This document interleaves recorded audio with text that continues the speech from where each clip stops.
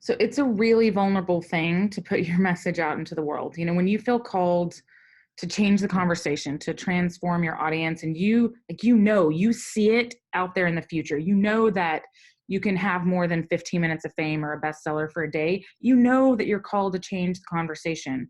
And while sure, you need to, and revise that draft of the book, work on your platform. There's things that you need to do. At the end of the day, you feel like you have something really great to offer.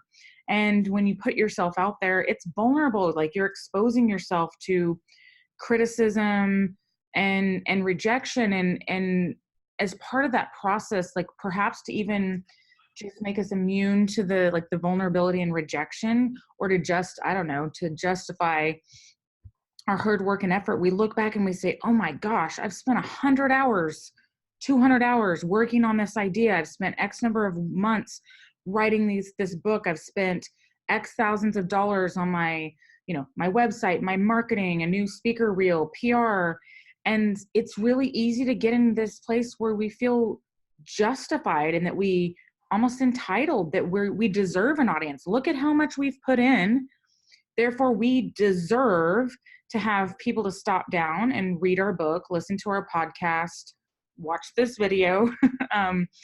And while that is so understandable, it is vulnerable. We're not owed any time, and it really comes back to this place of, is it about us or is it about our audience?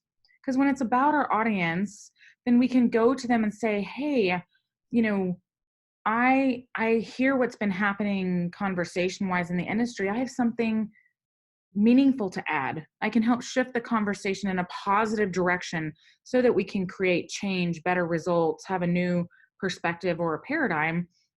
And it's so easy to do when we slip into this place of it's about us, our fame, our number of likes, our followers, what we get at the expense of our audience engaging with our material. It's easy to be in this place where we feel entitled even when we don't mean to be. And so, if you find yourself feeling angry, fearful, upset that you put in this work, it is possible you need to stop down and say, maybe I'm following someone else's path and using strategies that don't work. That creates resentment and frustration and all kinds of emotions. So that may be the reason, but sometimes the reason is that we are we don't want to admit that we're disappointed, that we wish that we were further along. But that's about us and not about our audience. It's about staying connected to how we can make a difference for them day after day and turn that, that one meaningful, whether it be a speech, an interview, an opportunity, into the next opportunity, staying focused on how we're creating transformation for them instead of accolades for ourselves.